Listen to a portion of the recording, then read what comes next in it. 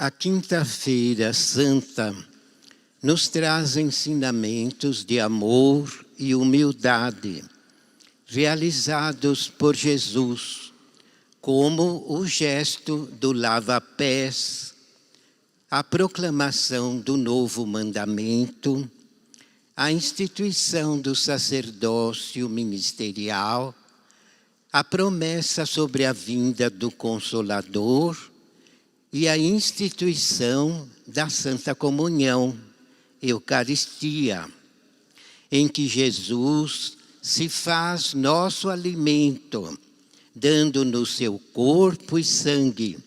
É a manifestação profunda do seu amor por nós. A Santa Comunhão, ceia pascal ou Eucaristia, é a maior expressão do amor, que se exprime pelo sacrifício, presença, fé e comunhão. Na ceia do Senhor, Jesus se oferece como Cordeiro imaculado que tira o pecado do mundo. Ele tomou o pão, deu graças, partiu-o e distribuiu aos seus discípulos, dizendo: isto é o meu corpo, que é dado por vós. Fazei isto em minha memória. E depois de comer, fez o mesmo com o cálice, dizendo: este cálice é a nova aliança em meu sangue, que é derramado por vós. Pão dado, sangue derramado pela redenção do mundo. Eis o sacrifício como exigência do amor. O amor, além do sacrifício, exige presença. A Santa Comunhão é a presença real do Senhor Jesus nesta Santa Igreja Apostólica, templo da vida e da oração dos fiéis. A fé apostólica afirma a presença do Senhor Jesus, da Virgem Maria Santíssima, da Santa Vó Rosa, do Santo Irmão Aldo e de santos e anjos ao nosso lado em nossas reuniões, e principalmente na Santa Comunhão, não nos deixando órfãos, fazendo-nos companhia, ensinando-os o significado da verdadeira vida de amor e solidariedade. Estarei ao lado de vocês como amigo todos os momentos da vida, disse Jesus. O amor não só exige sacrifício, fé e presença, mas exige também comunhão. No diálogo da última ceia, Jesus orou com este sentimento de comunhão com o Pai e com os seus discípulos. Que todos sejam um, como tu, ó Pai, estás em mim e eu em ti, que eles estejam em nós. A presença de Jesus na Santa Ceia é o caminho que leva a esta comunhão ideal. Comer sua carne e beber o seu sangue é identificar-se com ele no modo de pensar, agir e proceder na conduta da vida. Todos que se identificam com ele passam a ter a mesma identidade entre si. São chamados filhos de Deus e verdadeiros irmãos. Eis a comunhão como exigência do amor. A vida com Deus é amar como Jesus amou. É amar na medida de Deus, o que chamamos de caridade. A caridade nunca enxerga o outro na posição de inferioridade. Caridade é ter com o outro uma relação de semelhança e reconhecer-se no lugar em que o outro se encontra. Na morte redentora na cruz, Cristo realiza a suprema medida da caridade, dando sua vida e amando seus inimigos no gesto do perdão. Pai, perdoa-lhes, eles não sabem o que fazem. A Santa Comunhão não deixa ficar esquecido no passado esse gesto, que é a prova maior do amor de Deus por nós. Para isso, deixou-nos o mandamento: façam isso em minha memória. Ou seja, reconhecermos o que Ele fez por nós. A ceia do Senhor é um gesto de amor e caridade de Deus pela humanidade, através do seu amado Filho Jesus. Eu sou o pão da vida que desceu do céu.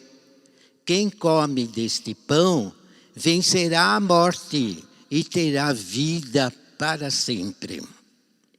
É emocionante meditarmos que Jesus não deixa apenas um testamento de palavras, mas Ele mesmo se reveste de humildade e nos mostra o caminho do amor, ao qual nos pede para trilhar.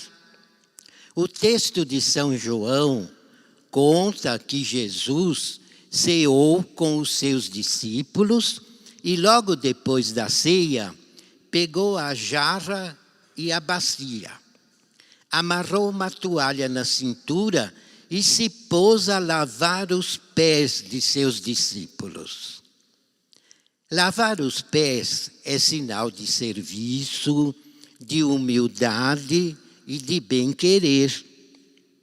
Numa época em que as pessoas caminhavam muito mais do que caminham hoje, ocupar-se dos cuidados dos pés de outra pessoa é querer muito bem a ela. É desejar profundamente que o outro siga em frente sua caminhada existencial. E é isto que Jesus deseja de nós, que sejamos continuadores de sua obra de paz, de amor e de justiça. Que não tenhamos medo nem preguiça de sermos servos fiéis. Que deixemos de lado toda a arrogância e nos coloquemos como menores, atentos às necessidades de nossos irmãos e irmãs, sempre dispostos a uma vida de serviço e doação.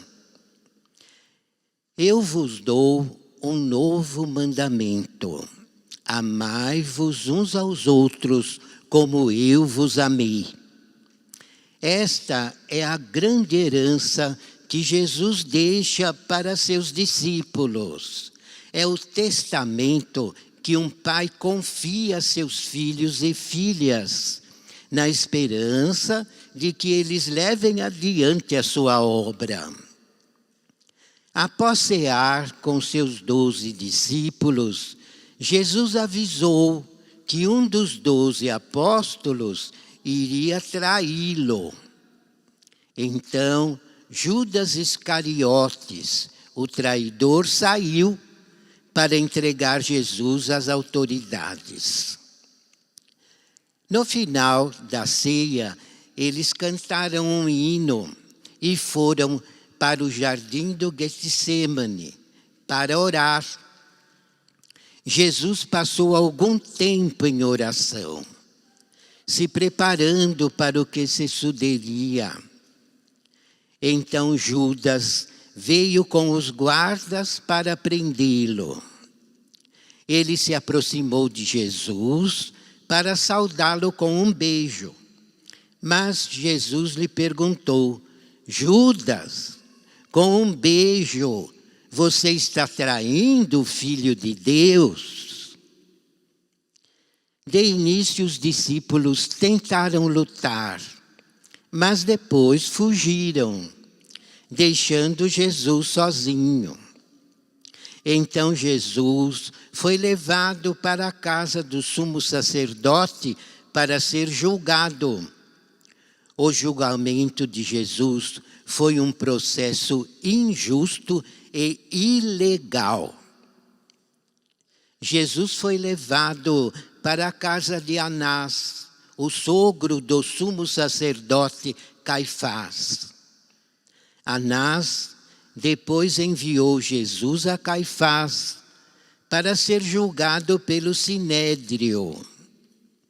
Durante essa noite, os chefes dos sacerdotes e os membros do Sinédrio interrogaram Jesus e procuraram motivos para condená-lo. Depois, o sumo sacerdote levantou-se diante deles e perguntou a Jesus: você não vai responder à acusação que estes fazem sobre você? Mas Jesus permaneceu em silêncio e nada respondeu. O sumo sacerdote lhe disse: exijo que você jure pelo Deus vivo, se você é o Cristo, o Filho de Deus, diga-nos. E Jesus disse: tu mesmo o disseste, mas eu digo a todos vós, chegará o dia em que vereis o Filho de Deus assentado à direita do Poderoso e vindo sobre as nuvens do céu. Foi quando o sumo sacerdote rasgou as próprias vestes e disse: blasfemou. Por que precisamos de mais testemunhas? Vocês acabaram de ouvir a blasfêmia. Então, ao amanhecer da sexta-feira, eles maltrataram Jesus e o condenaram à morte. Vejam, irmãos, como o mundo sem Deus é injusto. Por isso que esta igreja prega a verdade, prega o amor, prega a misericórdia e prega a justiça. Porque são virtudes do Espírito Santo de Deus. E todos que caminharem pelo caminho da verdade jamais cometerão injustiças, nem contra vocês mesmos e muito menos contra o semelhante. Entretanto, irmãos, naquela época, as criaturas estavam totalmente afastadas de Deus. Matavam-se a troco de nada, até mesmo por apedrejamento. Faziam juízo próprio, invejavam os outros e realizavam barbaridades horríveis. E as autoridades sacerdotais, naquela época, infelizmente, davam um péssimo exemplo e um péssimo testemunho. E estavam presos vilmente ao dinheiro, às riquezas e à matéria. E nada tinham de Deus com eles. Diziam ser seguidores de Moisés, mas era mentira. Eles estavam totalmente afastados dos ensinos de Moisés. Foi por isso que Jesus precisou nascer puro, santo, imaculado, para trazer o mandamento do amor. E ele sabia que seria martirizado, porque seria o único caminho que ele poderia trilhar para proporcionar uma nova salvação eterna a toda a humanidade, de todas as épocas, de todas as raças e de todas as nações. Mas era o único caminho, o da renúncia e do sacrifício. Ele já veio à Terra sabendo dessa missão crucial que ele teria que cumprir. Irmãos, corajosamente, ele nada fez que desagradasse a Deus o Pai. Viveu 33 anos nesta terra, numa vida que era um hino de glorificação a Deus. E não se negou ao sacrifício. E quando chegou nessa época, que nós chamamos de Semana Santa, na Quinta-feira Santa, ele, irmãos, deu aula aos seus discípulos e citou mandamentos já pensando em nós, já pensando no futuro, já pensando na obra até mesmo que o outro Consolador realizaria nos tempos da regeneração. E deu exemplos belíssimos. Eu citei um aqui do boletim, quando ele, de joelhos, lavou os pés dos apóstolos. E ele dizia: vocês me chamam de mestre, mas eu lavei os vossos pés para que sirva de exemplo que um filho de Deus tem que ser humilde. Se não houver humildade no coração, essa pessoa não é de Deus, não pertence a Deus e não pode entrar no céu. Era justamente o que faltava para aquele povo daquela época. Não tinham amor, não tinham humildade, não tinham misericórdia, eram totalmente injustos, invejosos, odiosos e traiçoeiros. Então Jesus precisou trazer um evangelho do amor. E ele mesmo dizia: um novo mandamento vos dou, que vos ameis uns aos outros, assim como eu vos amei. E assim todos conhecerão que sois meus discípulos. Foi esta, em resumo, a pregação dele, ensinando a pessoa a ser na terra semelhante aos anjos dos céus, amorosos, caridosos, humildes, perdoadores, sinceros, simples de coração, sem ilusão, sem egoísmo, sem inveja. Foi o ensino que ele trouxe do céu. E na mesma Quinta-feira Santa, ele disse isso aos seus apóstolos. E também disse, preparando o sacerdócio ministerial: não me escolhestes vós a mim, mas eu vos escolhi e vos nomeei para que vades e deis fruto, e o vosso fruto permaneça, e deem um bom exemplo. Então foi um ensino para os apóstolos também poderem depois organizar a igreja e ensinar o povo. E é um ensino valoroso para nós, nestes dias atuais, nos tempos da regeneração. Porque, irmãos, sem amor, ninguém entra no céu. Não adianta dizer que é de Jesus, não adianta dizer que é filho de Deus, não adianta dizer que segue determinada entidade. Mas se não tiver amor no seu espírito, tudo o que fizer será em vão. Deus não aceita nada de pessoas orgulhosas, soberbas, vaidosas, com maldade e sentimentos guardados na alma. Então vejam, irmãos, e depois, logo em seguida, na mesma quinta-feira, ele disse aos apóstolos: ainda tenho muito que vos dizer, mas vós não estáis preparados para ouvir. Mas eu vou para o Pai, e é bom que eu vá, porque indo eu rogarei ao Pai, e Ele vos enviará um outro Consolador, inteiramente semelhante a mim, mas que fique convosco para sempre.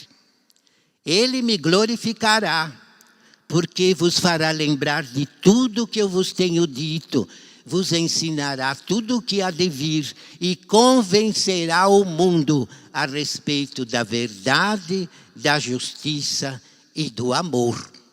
Porque a base do Evangelho, irmãos, é o amor divino, é o amor celestial. E depois também ele disse: voltarei para vós. Se alguém me ama, guardará a minha palavra, e meu Pai o amará, e viremos para ele e faremos nele morada, e eu o amarei e me manifestarei a ele. Essa passagem, irmãos, ele fez exatamente se referindo ao Espírito Consolador, se referindo a Santa Vó Rosa. E é interessante aqui, eu abro uns parênteses, porque eu me lembro num dia em que nós estávamos na casa da Santa Vó Rosa. E o bispo pediu: vó, vamos orar, que eu tenho que resolver alguns assuntos e preciso pedir a orientação de Jesus. Então eles foram no reservado, uma sala própria, onde eles se reuniam. O bispo, a irmã Odete e a Santa Vó Rosa.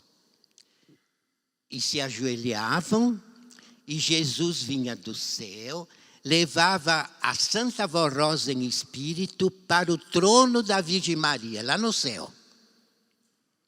Isso em questão de segundos.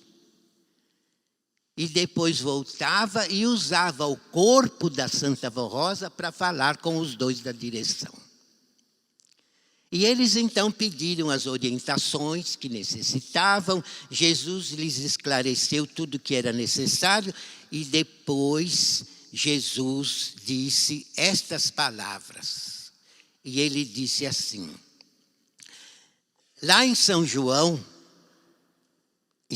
no Evangelho de São João, está escrito: palavras minhas.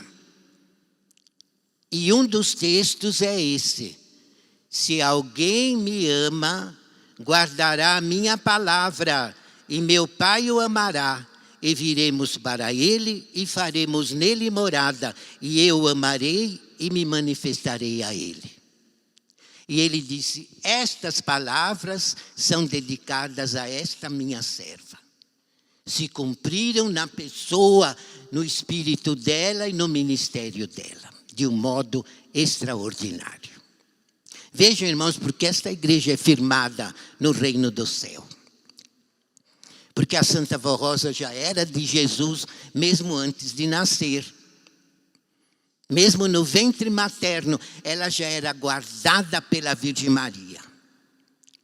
Porque ela sabia que ali estava uma menina que ao nascer ia glorificar o seu filho Jesus em todos os seus dias e seria uma grande santa a servir o seu filho e o reino do céu para restaurar na terra a verdadeira igreja apostólica.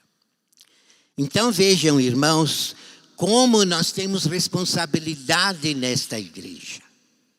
E Jesus também nessa quinta-feira, prometendo o Consolador, ele disse aos seus discípulos: eu vou para o Pai, e indo eu rogarei ao Pai, e ele vos enviará um outro Consolador semelhante a mim, para que fique convosco para sempre. Voltarei para vós. E realmente, irmãos, nós temos este consolo. Saber que naquela quinta-feira, ele sabia que ia ser preso, sem dever nada a ninguém, puro, santo e imaculado. Sabia que ele ia sofrer horrores, injustiças, sofrimentos, martírios, até ser levado à cruz do Calvário, a morte mais triste que existia naquela época. E a morte mais infame, porque eles só crucificavam os ladrões, salteadores e bandidos que não tinham mais reconciliação na terra. Então crucificavam.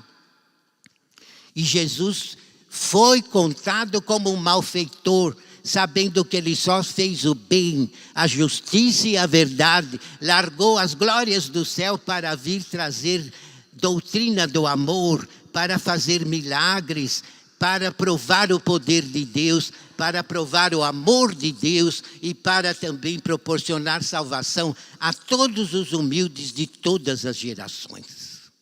E sabia tudo que ele ia passar nessa quinta-feira, na sexta-feira também, quando foi crucificado. Mas, irmãos, ele não negou ao Pai.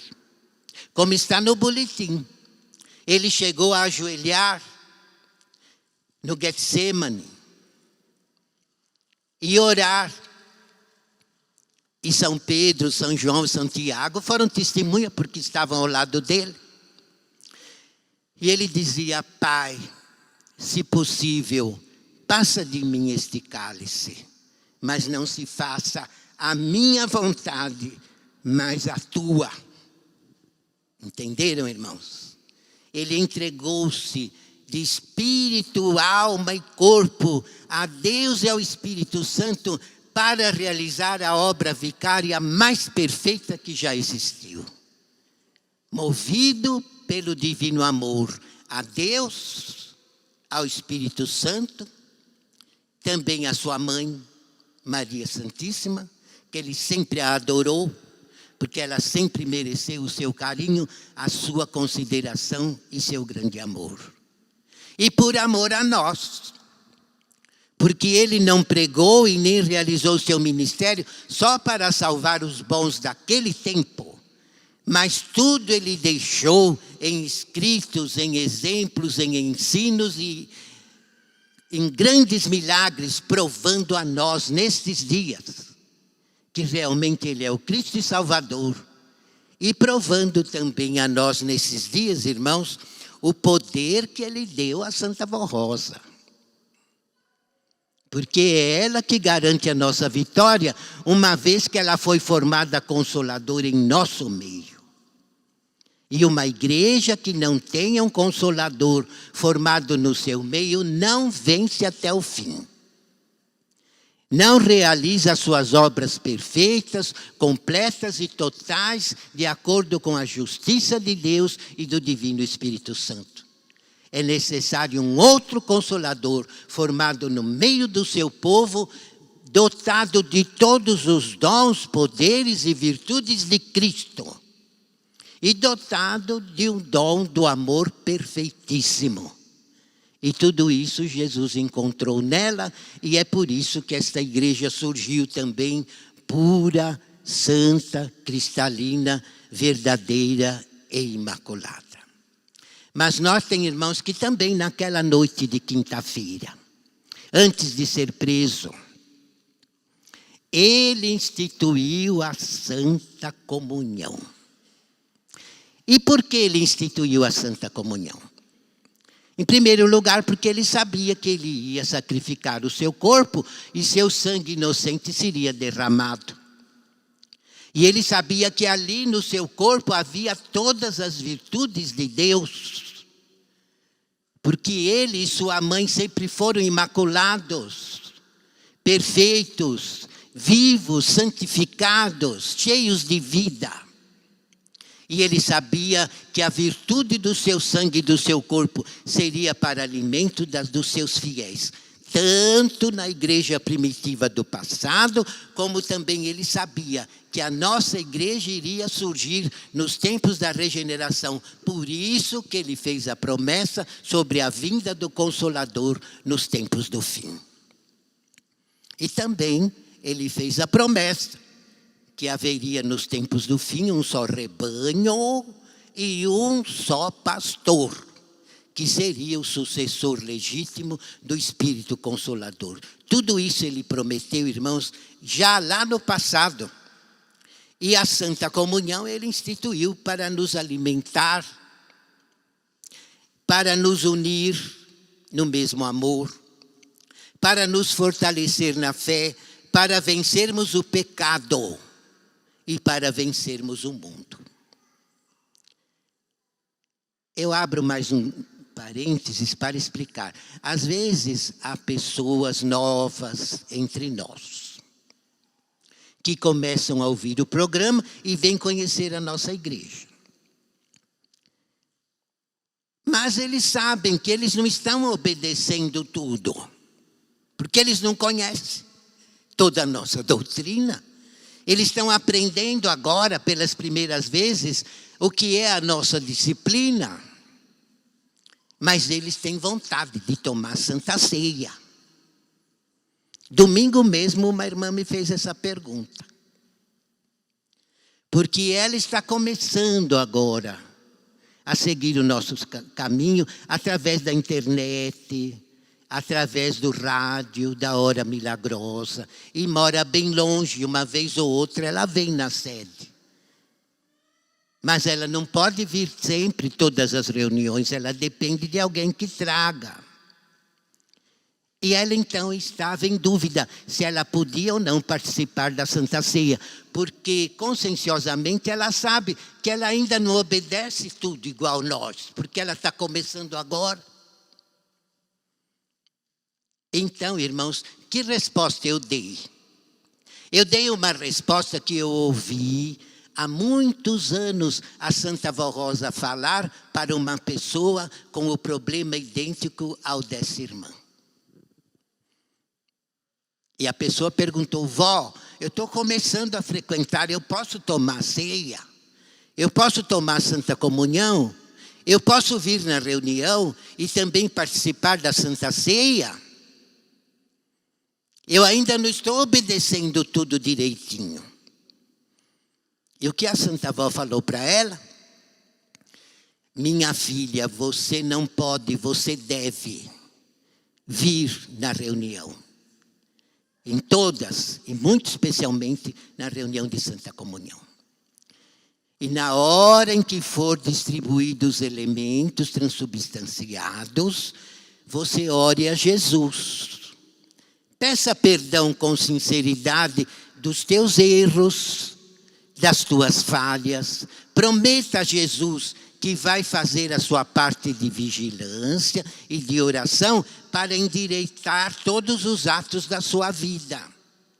Prometa com fé e creia que Ele te perdoou. E tome a Santa Comunhão, minha filha, porque é a Santa Comunhão que vai te dar força, que vai te dar vida, que vai te dar sabedoria, fé e entendimento para você saber trilhar este santo caminho com fé, devoção, amor e santidade. Entenderam, irmãos?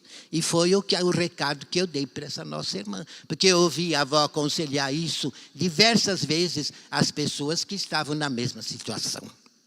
Mas notem, irmãos, por que tem a Santa Comunhão? A Santa Comunhão une os corações. A Santa Comunhão faz Jesus em espírito habitar em nós, porque nós nos alimentamos dele. Não só com a bênção espiritual e a unção que ele nos concede, mas também com o seu corpo e o seu sangue. Não é um símbolo. Nesta igreja, Santa Comunhão é verdadeira. E realmente somos alimentados com as virtudes do corpo e do sangue santíssimo e precioso de Jesus, nosso Senhor. E também é lógico, mesmo nós que somos antigos, a Santa Comunhão, irmãos, fortalece de um modo ainda mais perfeito a nossa conversão. Fortalece porque renova em nós a conversão. A conversão que recebemos quando começamos a frequentar a nossa igreja. Frutos do nosso primeiro amor. Quando conhecemos esta igreja e entendemos que aqui está a verdade, cremos que Jesus está presente, muito especialmente no ato do sacramento da Santa Ceia. Então temos aquele amor muito grande, devoto, de gratidão a Jesus, saber o sacrifício que Ele fez por nós no passado e no presente. Porque não foi fácil para Ele encontrar alguém que pudesse ser o Consolador. Demorou séculos e milênios, 2000 anos. Ninguém preencheu os requisitos necessários para se tornar o Consolador de sua promessa. E Ele procurava passo a passo a cada pessoa. Mas ninguém mereceu essa glória. Somente no final do século XIX, quando nasceu aquela menina, Santa Vó Rosa. Então Deus falou para Jesus: ali está quem tu procuras. Não é um menino, mas é uma menina. E ela preencherá todos os requisitos necessários, sem vacilar, sem andar para trás, sem negar a fé, e enfrentará todo o sacrifício para te servir. Nela, tu podes confiar. E foi quando Maria Santíssima desceu do céu e tomou conta da Santa Vó Rosa desde o ventre materno. Porque eram 2000 anos que eles estavam procurando, e a Virgem Maria fazendo milagre aos bons e os humildes, para que o nome de Jesus não caísse por terra e se esquecessem dele e de suas promessas. Foram os milagres da Virgem Maria que garantiram que a fé no nome de Jesus como Cristo e Salvador perseverasse até os dias atuais. Então ela passou a tomar conta da Santa Vó Rosa desde o ventre materno. E a Santa Vó Rosa, irmãos, nunca os decepcionou. Sempre fiel, sempre firme, sempre corajosa, sempre prudente. E muito esperta, e muito vigilante, e muito sincera. O amor que ela tinha por Deus e por Jesus, eu posso dizer, é maior do que a profundidade dos mares. Porque era um amor imensurável, irmãos. Ela estava disposta a dar-se em sacrifício vivo por amor a Cristo, assim como Ele se deu em sacrifício por amor a nós. Entenderam? Foi por isso que naquela quinta-feira que Jesus instituiu a Santa Comunhão, Ele fez com todos esses objetivos de alimentar a Igreja Apostólica do passado, enquanto eles fossem fiéis. Porque Ele sabia que não podia deixar o Consolador no meio daquele povo, porque não era hora de enviar.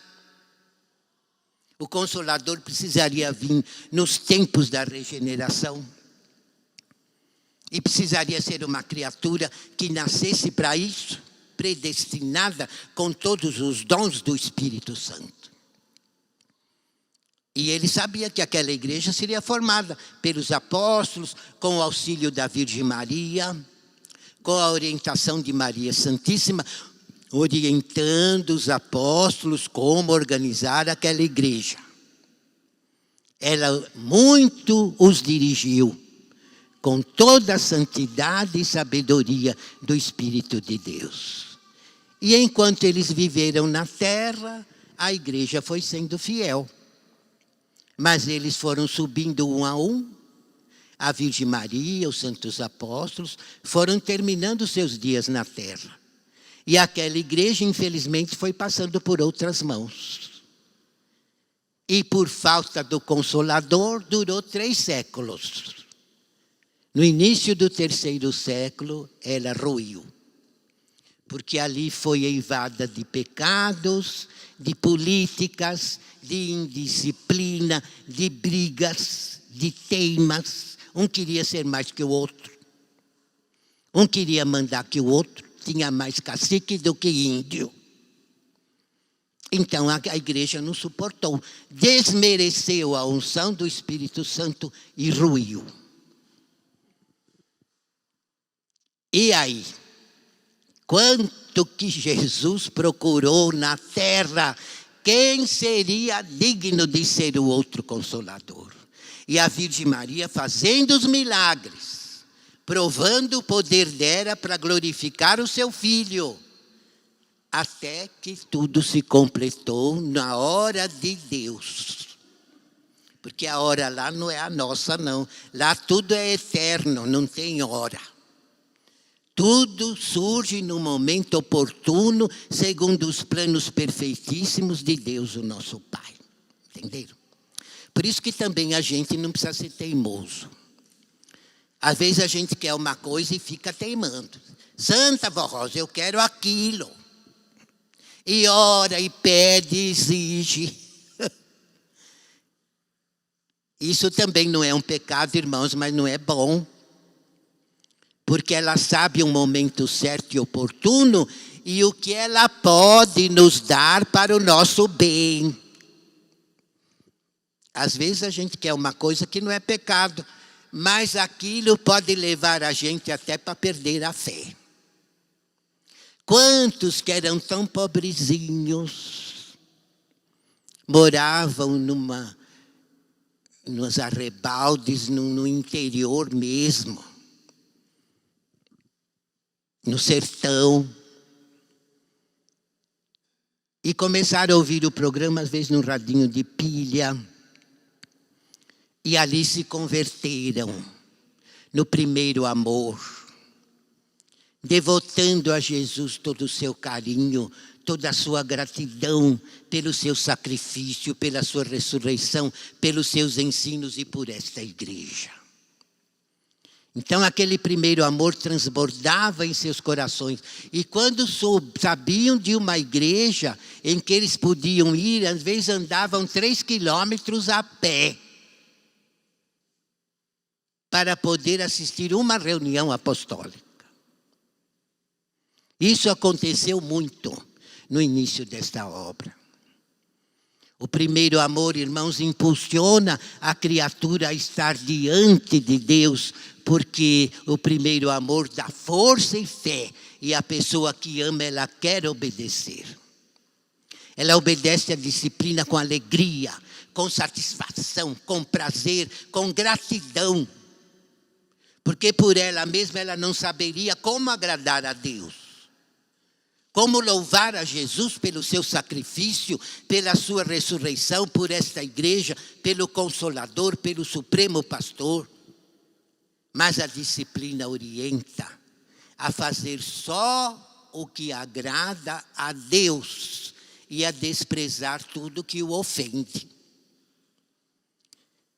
Mas depois alguns, logicamente, melhoram de vida, porque a Santa Avó abençoa. Da saúde, da prosperidade, da bem-estar, abençoa a família, abençoa o trabalho, abençoa o ganha-pão, e eles vão, logicamente, tendo uma vida mais farta. E, infelizmente, um ou outro, depois que recebe tudo o que queria,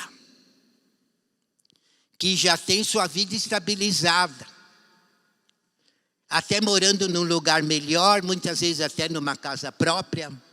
Às vezes conseguiu comprar até um carrinho, tem um emprego bom. E às vezes a congregação é pertinho onde ele mora. Ah, mas hoje está chovendo. Ah, eu vou sair debaixo da chuva para ir na igreja? Eu não. Eu vou ouvir na internet mesmo. Entenderam? Cadê o primeiro amor? Cadê a gratidão pelo sacrifício de Cristo? Cadê a reconciliação para que a sua conversão seja renovada e o primeiro amor também seja um fruto eterno no seu coração, que lhe proporciona alegria, consolo, paz, bem-estar e salvação? Cadê? Nem todos sabem dar valor. Entenderam, irmãos? Mas a Santa Comunhão ajuda. E se a pessoa se esforça e vai numa congregação, ou vem na sede, e participa, se possível, todo mês. Mas participa com fé, com amor, com gratidão, com humildade. Então é como Jesus disse: eu sou o pão vivo que desceu dos céus. Quem come este pão vence o pecado e a morte e vive para sempre. Vence a morte espiritual. Porque morrer do corpo, todos nós temos que morrer. Mas quem se alimenta dele tem vida na alma. O espírito não é morto. Não tem trevas. Não tem vício. Não tem ilusões. Não tem maldade. Mas é um espírito vivo, guardado pelos anjos à imagem de Deus. Entenderam? E a Santa Comunhão, então, fortalece essa vida na nossa alma.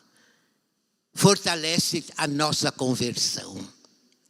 Prolonga os nossos dias. Nos dá entendimento e une os corações. Numa só alma, numa só fé, no firme propósito de bem servir o reino do céu e de glorificar a Deus com os atos nobres da sua vida. Então não é Cristo que passa a viver em nós? Como o coro canta, Cristo em nós. E São Paulo já dizia, já não sou eu que vivo, mas Cristo é que vive em mim. Por quê? Porque ele, depois que se converteu, não voltou para trás, não. No começo, ele era até contra os cristãos. Os irmãos sabem da história. O nome dele era Saulo de Tarso. E ele era empregado dos sumos sacerdotes, dos fariseus, dos escribas, dos doutores de lei. E eles odiavam os cristãos. Tanto é que puseram Jesus na cruz. Foram os sacerdotes. De inveja, tudo fizeram para matá-lo. Entenderam? É que, graças a Deus, Jesus mereceu a ressurreição. Porque ele, sempre fiel, perdoou os seus algozes. Se ele morresse com raiva de quem crucificou ele não ressuscitava, não. Entenderam? Mas até o fim ele foi fiel. Até o último fôlego do seu corpo. Nos últimos instantes de tanto martírio, ele, em vez de sentir alguma coisa contra aquelas pessoas maldosas, não. O que ele tinha nele era amor. Ele não tinha ódio, ele não tinha vingança, ele não tinha represália, ele não queria mal para ninguém, porque ele era de Deus. E quem é de Deus não tem inveja. Quem é de Deus não tem vingança. Quem é de Deus não tem ambição. Por isso que nós temos que vigiar muito, viu, irmão? Porque esse sentimento separa a pessoa de Deus. Não adianta se dizer apostólica, até dizer que é muito fiel, mas se dentro do espírito é invejoso, é soberbo, orgulhoso, e muitas vezes quer se vingar dos outros e não perdoa, tudo isso vai separando a sua pessoa de Deus. E desmerece a graça. Não merece mais. Até se perder no mundo. Mas Jesus foi o contrário. Ele amou até quem crucificou ele. E ele era inocente, não devia nada. E ele não praguejou contra ninguém, muito ao contrário. Pai, perdoa-os porque eles não sabem o que fazem. Ele só não pôde perdoar os sumos sacerdotes porque serviram ao poder das trevas para querer destruí-lo. E não pôde perdoar Judas Iscariotes porque foi um grande traidor. E já era um espírito das trevas ainda enquanto estava no corpo. Jesus disse aos apóstolos, eu vos escolhi aos 12, mas um de vós já é um espírito condenado. Era o Judas Iscariotes. Porque era traiçoeiro e ainda roubava da bolsa. Ele tomava conta da bolsa, das ofertas que davam para Jesus, e ele que quis tomar conta porque ele era ambicioso e roubava. Tanto é que vendeu a Jesus por 30 moedas de prata. E depois foi se enforcar. Por quê? O que ele ganhou? A condenação. Mas eu vou dizer uma coisa com franqueza. Se Jesus pudesse, ele perdoava até ele. Perdoava. De coração. Porque ele é o Salvador, ele veio para salvar. Ele só não perdoou porque Judas Iscariotes já era um espírito mau. E não merecia mais nada de Deus. Entenderam?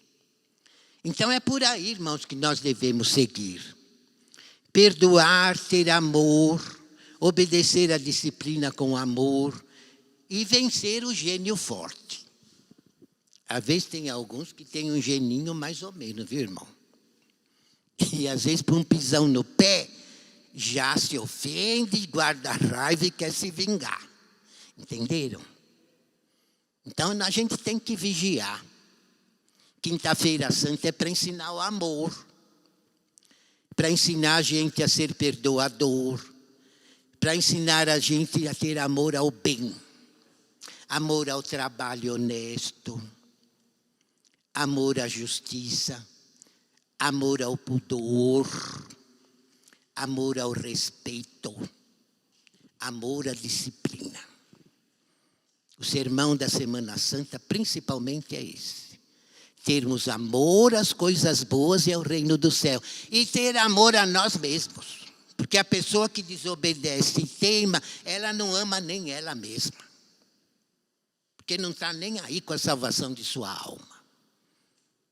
Entenderam? Em primeiro lugar, nós temos que ter amor próprio. Querer a nossa salvação e fazer a nossa parte de amor, de fé, de humildade, de reverência e de contrição. E procurar a consagração e a santificação dos nossos dias. Entenderam, irmãos? E tomar a ceia com muita alegria, com muita satisfação. Sabendo que a Jesus está alimentando a sua pessoa para ele fazer morada em seu espírito. Ele precisa estar conosco. Ele precisa enviar os anjos para nos guardar. Nós precisamos da companhia da Santa Vó Rosa e do irmão Aldo dia e noite para vencermos nesse santo caminho. Por isso também que não devemos desprezar as reuniões, viu, irmãos? Seja a reunião que for, se puder vir, não fique lá assistindo. Se não pode vir, assiste na internet. Não tem condições de vir, horário de trabalho não dá, não tem condições de chegar aqui na hora. Então assista em casa para receber a bênção. Mas se puder vir, não despreze, irmãos, porque é um pecado. Desprezar uma reunião nesta igreja, irmãos, se pode vir e não vem, pode se constituir mesmo num pecado. Porque aqui o Consolador foi formado. Aqui foi formado o Supremo Pastor. E é por isso que esta igreja tem a sua vitória escrita no céu. Não adianta ninguém inventar quadrilha para querer derrubar a nossa fé, para querer dividir o concílio, para querer dividir a nossa igreja. Isso aqui não gruda, porque essa igreja não é da terra, ela é do céu. E quem toma conta de todos nós são eles. Quando vem a luta, eles já tomaram toda a medida para nos livrar do mal. Antes de vir a luta, eles já estão nos protegendo. E é por isso que essa igreja, de vitória em vitória, caminha com sacrifício, caminha com esforço, caminha com muito trabalho, mas marcha em passos firmes, irmãos, porque aqui é a igreja de Jesus, da Virgem Maria, do outro Consolador e do Supremo Pastor. Todas as promessas de Deus e de Cristo se cumprem em nosso meio. Daí, irmãos, a nossa grande vitória. Então eu falo uma palavrinha também para os pastores. Não é aula de obreiro, mas eu acho que cabe. Porque eu lembro quando eu fui ungido pastor, fomos ungidos em 7 presbíteros, fomos ungidos pastores.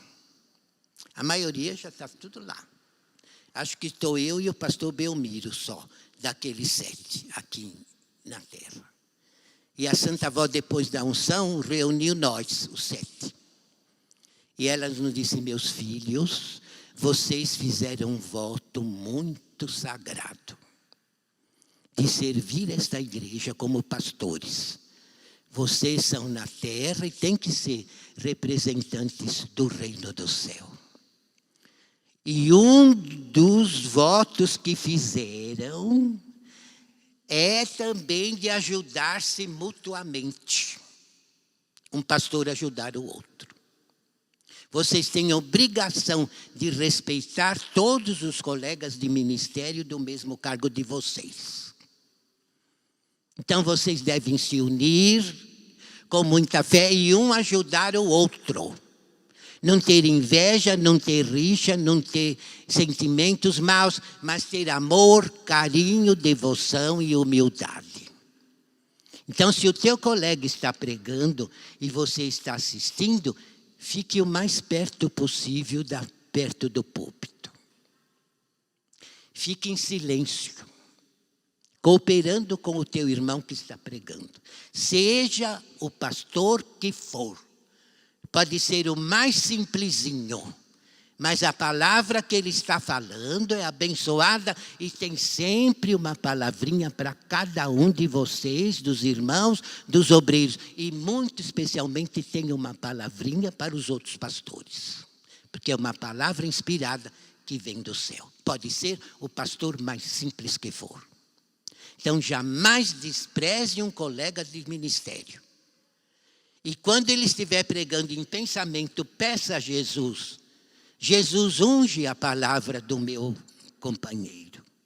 Que seja uma palavra que alimente os nossos corações e todas as ovelhas aqui reunidas com a unção do céu. Dá a ele, Jesus, a inspiração. E dá a nós que estamos ouvindo o necessário entendimento para podermos ser beneficiados com essa palavra. E ela nos ensinou, isso é um dever de vocês, pastores, também. Não é só realizar seu ministério de pregar, de viajar, de tomar conta do povo, de vigiar pelo povo, de ser fiel em tudo. Mas também o seu exemplo tem que ser dado em respeito aos seus colegas de ministério. Aí sim, vocês, o pastor pregando, logicamente, terá a bênção dos céus e vocês serão alimentados com a mesma virtude para quando forem pregar também terem uma mensagem inspirada. Não é linda, irmãos, essa mensagem que a Santa Avó nos deu? Então, quando eu posso, eu passo essas palavras aos meus irmãos pastores, porque eu procuro fazer isso e me sinto muito bem. Em todas as nossas reuniões, eu me saio fortalecido com alegria, com consolo, paz e com mais saúde. Então, é nosso dever, irmãos, para fazer tudo isso. Como também está no boletim um trechinho do irmão Aldo, são palavras dele. Então, ele diz assim num trechinho. É isto que Jesus deseja de nós. Que sejamos continuadores de sua obra de paz, de amor e de justiça. Que não tenhamos medo nem preguiça de sermos servos fiéis. Que deixemos de lado toda a arrogância e nos coloquemos como menores, atentos às necessidades de nossos irmãos e irmãs, sempre dispostos a uma vida de serviço e doação. Então, irmãos, é uma palavra que deve calar em nossos corações, porque são palavras do irmão Aldo, um ensino e um conselho maravilhoso, cheio de vida, de graça, de verdade e de unção. Então, irmãos, agora nós vamos também nos preparar para as orações.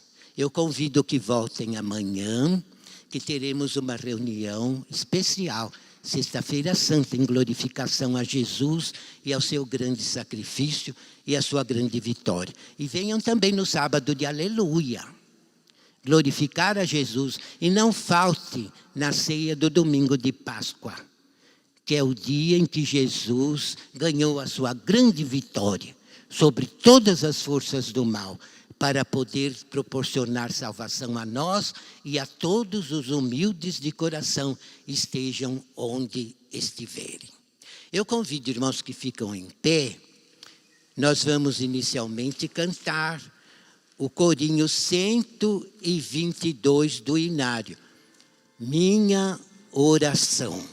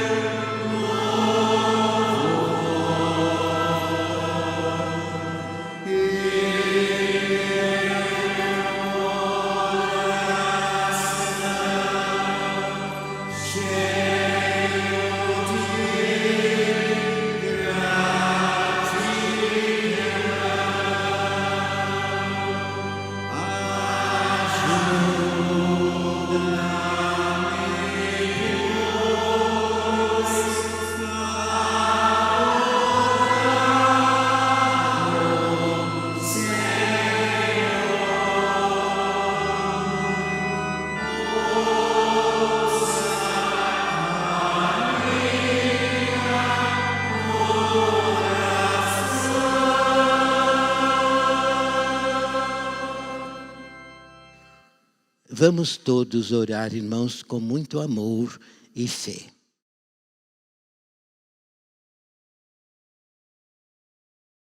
Santíssima Avó Rosa, em nome do Santo Irmão Aldo, de Deus o Pai, de Jesus, do Espírito Santo e da Virgem Maria, muito te agradecemos, vó, por mais esta reunião que a Senhora nos concedeu e por todas as unções, bênçãos, graças e virtudes que desceram do céu sobre nós, pelos teus méritos e os méritos do Santo Irmão Aldo. Fortalece mais uma vez o nosso amor e atende às orações que teus filhos estão fazendo em favor deles, dos seus lares, do seu emprego, da sua saúde, da sua família, dos seus filhos. Também apresento à Senhora esses pedidos de oração que estão nessa caixa sobre o altar. Dá a eles o que te pedem, Santa Avó, desde que seja de acordo com a justiça e a vontade do nosso Deus, que eles possam ter consolo, paz, saúde e resolução de problemas e sejam muito felizes, consagrados e santificados e fiéis neste santo caminho até o reino do céu. Por tudo nós te louvamos, bendizemos, glorificamos, adoramos e agradecemos. Amados irmãos, recebam mais uma vez a bênção gloriosa da Santa Avó Rosa, do Santo Irmão Aldo, de Jesus e da Virgem Maria. Em nome do Pai e do Espírito Santo e de todos os santos e anjos do reino do céu, tenham gozo, paz, saúde, alegria e felicidade neste santo caminho, hoje e sempre. Amém.